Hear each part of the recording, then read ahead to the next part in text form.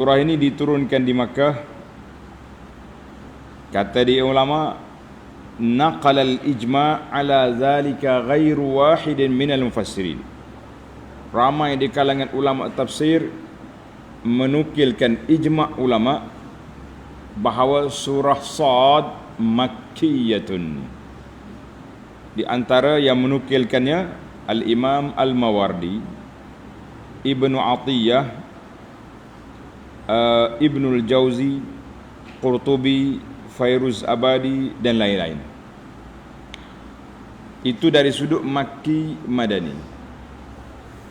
Kemudian surah ini mengandungi 88 ayat. 88 ayat.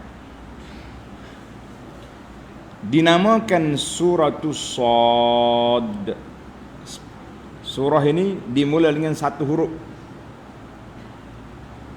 harf wahid, Sad. Sebab apa? Kenapa nama Sad? Sebab apa? Sebab nama dia, permulaan surah dia, liftitahiha biha. Allah Ta'ala mula surah ini dengan kalimah, dengan huruf Sad. Kata di Ibnu Ashur rahimahullah, sumiyat fil masahif, telah tertulis di lembaran-lembaran Al-Quran dan kitab-kitab tafsir, kitab-kitab sunnah, athar daripada salafus salih. Surah ini nama dia Sad, sebagaimana disebut dengan huruf Sad. Sad, apa makna Sad? Sekat, menyekat. Boleh belajar. Sadda yasuddu, menyekat, menghalang. Sebab apa dia sekat? Kenapa dia halang? Tengok dia sampai ke akhir perbincangan nanti. Kenapa surah ini nama dia Sad? Nama dia Sad. Kenapa? Ataupun kita panggil bapa. Kenapa dengan bapa tu? Tengok dalam pimpinan. Dinamakan Suratus Sad kerana Allah Subhanahu Wa Taala memulakan surah ini dengan huruf yang tersebut, yang dialah sahaja yang mengetahui maksudnya. Apa sebab Allah Ta'ala bawa huruf Sad? Wallahu alam. Tapi dari sudut makna dan isi kandungan dia memang ada orang panggil isi dia, sebab menyekat. Sadda makna sekat. Tapi tajuk sebenar kenapa Allah Ta'ala namakan dia Sad, ulama tafsir kata wallahu alam, itu yang terbaik. Kalau kita duk korek cari pun tak jumpa. Tapi dari sudut makna Sad makna sekat.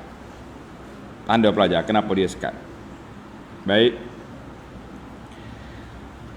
Kandungan surah ini menegaskan soal tauhid, kebenaran Nabi sallallahu alaihi wasallam dan Al-Quranul Karim yang diwahyukan kepadanya, serta kebenaran hari akhirat dan balasan orang-orang yang beriman dan orang-orang yang ingkar. Kita atas dunia ni dua ya, sama ada orang itu beriman atau ingkar. Beriman secara zahir dan batin, itu dia panggil mukmin.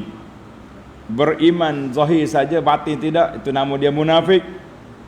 Orang Kelantan kata wak lolok, ya beriman, wak lolok, tapi tak beriman sungguh-sungguh. Hakikat ini dijelaskan berulang-ulang, terutama dalam surah-surah Al-Quran yang diturunkan di Makkah, untuk membasmi fahaman syirik dalam segala bentuknya. Setelah menerangkan telatah golongan yang menentang Nabi Muhammad sallallahu alaihi wasallam dan menolak hujah-hujah mereka, Allah Ta'ala menegaskan bahawa jawatan Nabi itu ialah limpah kurnia yang diberikannya kepada sesiapa yang dikehendakinya. Tak boleh kita minta, tak boleh usaha, dia adalah fadlun minallah. dan tidak ada sesiapa pun yang boleh yang berkuasa menyekatnya. Kalau Tuhan nak bagi, tak kira lah siapa dia, orang miskin ke orang kaya.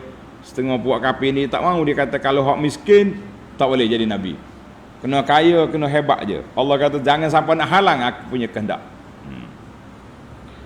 Kemudian Allah Subhanahu Wa Taala perintahkan Nabi kita Muhammad sallallahu alaihi wasallam supaya bersabar terhadap apa yang dikatakan oleh golongan kafir yang menentangnya. Kerana kesudahannya Nabi sallallahu alaihi wasallam akan berjaya mencapai kemenangan yang besar. Untuk memberi semangat kepada Nabi sallallahu alaihi wasallam, Allah Taala menceritakan kisah nabi-nabi yang telah lalu yang telah menerima berbagai-bagai ujian, tetapi mereka telah bersabar menghadapinya dengan tabah hati dan akhirnya mereka telah berjaya.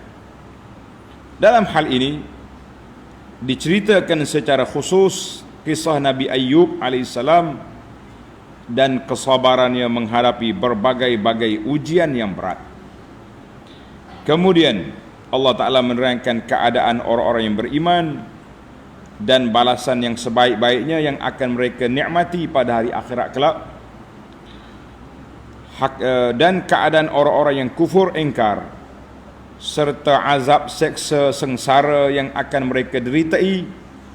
Hakikat ini ditegaskan berulang-ulang supaya orang yang beriman bertambah kuat imannya dan bertambah pula mengerjakan amal bakti dan supaya orang-orang yang ingkar segera insaf dan bertaubat.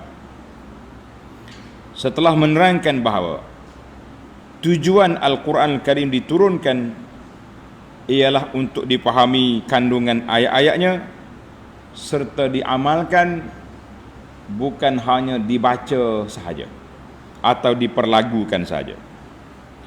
Maka surah ini diakhiri dengan memerintahkan Nabi sallallahu alaihi wasallam supaya menegaskan kepada golongan yang menentangnya bahawa ia tidak meminta kepada mereka sebarang upah bayaran kerana menyampaikan ajaran Al-Quran yang diwahyukan kepadanya, dan bahawa Al-Quran itu tidak lain melainkan peringatan bagi seluruh umat manusia, dan bahawa mereka akan mengetahui kebenaran perkara yang diterangkannya tidak lama lagi. Itu dalam mukaddimah pimpinan. Baik, kita simpulkan mukaddimah ini dari tafsir Muharrar. Jadi dia kata maqasidus surah, objektif surah ini secara keseluruhannya iaitulah iqamatul dalil, iqamatul adillah ala wahdaniyatillahi wa qudratihi, nak menegakkan dalil tentang keesaan Allah dan kekuasaannya. Satu, wa ala sidqin nabi sallallahu alaihi wasallam, benarnya apa yang diajar, yang dibawa oleh Nabi sallallahu alaihi wasallam.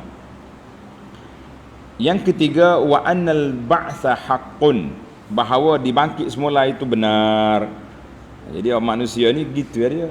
Kalau tak percaya ke bangkit semula, dia pun tak percaya juga apa yang dibawa oleh Nabi sallallahu alaihi wasallam.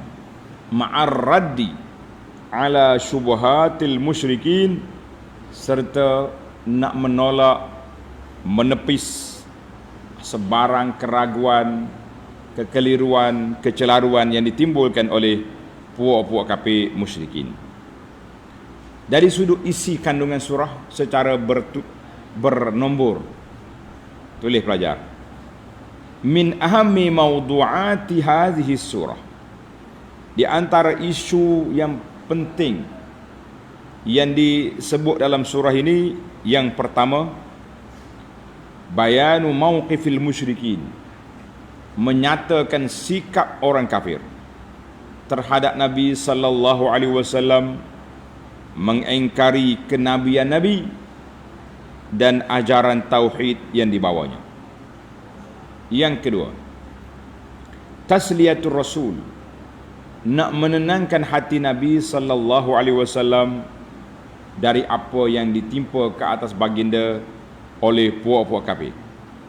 Dengan cara Allah Ta'ala sebut kisah-kisah umat yang terdahulu juga telah membohongi, menentang Nabi dan Rasul-Rasul mereka, maka dengan itu Allah Ta'ala perintahkan Nabi SAW supaya bersabar. Yang ketiga, hikayatu qissati Daud. Dalam surah ini Allah sebut cerita Nabi Daud dan anaknya Sulaiman alaihima wa ala nabiyyina salatu wassalam. Yang keempat, Allah Ta'ala sebut kisah Nabi Ayub alaihissalam dan ujian bala yang ditimpakan ke atasnya dan betapa sabarnya Nabi Ayub. Yang kelima, sana'ullahi ala anbiya'i. Allah Ta'ala puji beberapa orang Nabi dalam surah ini, iaitulah Nabi Ibrahim, Ishaq, Yaqub, Ismail, Ilyasa, Zulkifli.